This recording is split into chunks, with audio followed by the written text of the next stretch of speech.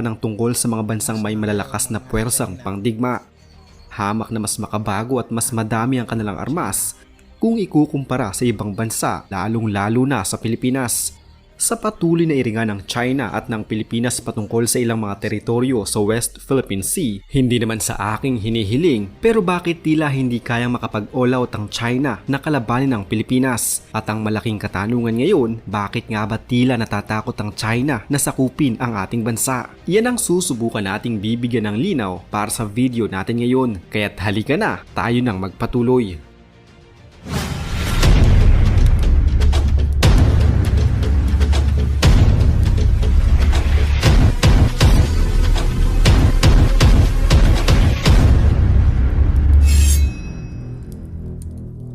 Isang paalala, ang video na ito ay ayon lamang sa aking sariling pananaliksik. Hindi ko Alam nais niyo na ba sa pilitin ang Titanic sino man na maniwala sa na video